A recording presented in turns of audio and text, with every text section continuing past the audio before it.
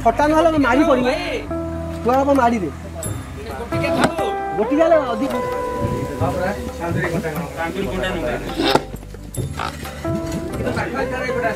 बेणा बुदा रही एक घास पड़िया भितर जड़े लोक कुराड़ी काठ गंडी सब चिरी चली किछि लोक उक्त चिरा काठ को बोही नेउछंती छात पड़िथिबा एक गृह भितर धुआं उठुची नील आकाश ये सब देखले लगुच बोधे किछि लोक भोजभात करुछंती एही निर्जन स्थान प्रकृत में किंतु कथा सेया नुहे मृत्युवरण करिथिबा जणे व्यक्ति को श्मशान रे शव सत्कार करबा पई चलीछि प्रस्तुति पर्व।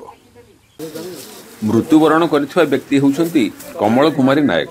जीवन शेष सीढ़ी से पहुंची जाइथिबा बेले घर तांकर पुरी जिला पिपिली स्थित रूपदेईपुर पंचायतर जोपन ग्राम जड़े मिष्टभाषी और परोपकारी भाव में अंचल समस्त से अति प्रिय पात्र जड़े स्त्रीलोक होते कौन कर्म को से घृणा करून गृह कर्म ठू आरंभ कर निज जमी मूलिया मजूरिया मान सहित मिसी करुले चाष कार्य।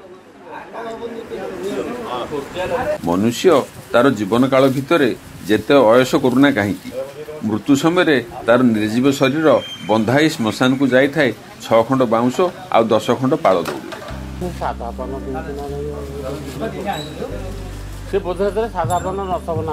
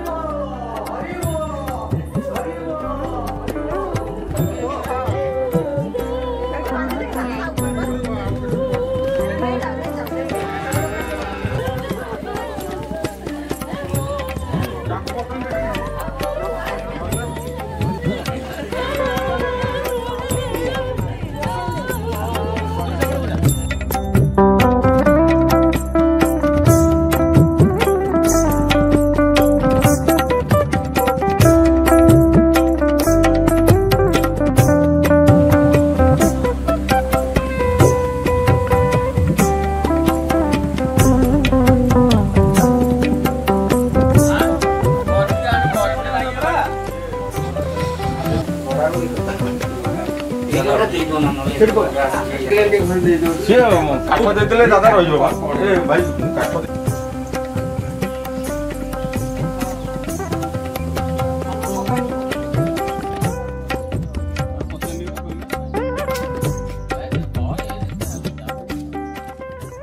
मृत्युर 10 दिन दशादी कर्म ज्ञाति कुटुंब माने केश नख काटी शुद्धपुत होता।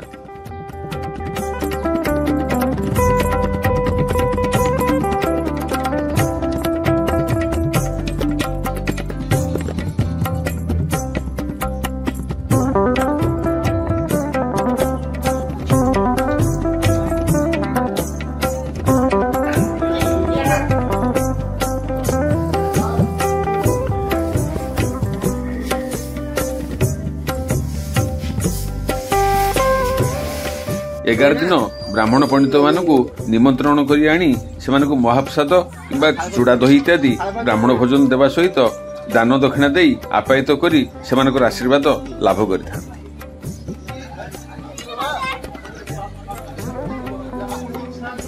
6 खंड बाउंश 10 खंड पाल दौड़ बंधाई जीवन यह हूँ संसार नियम।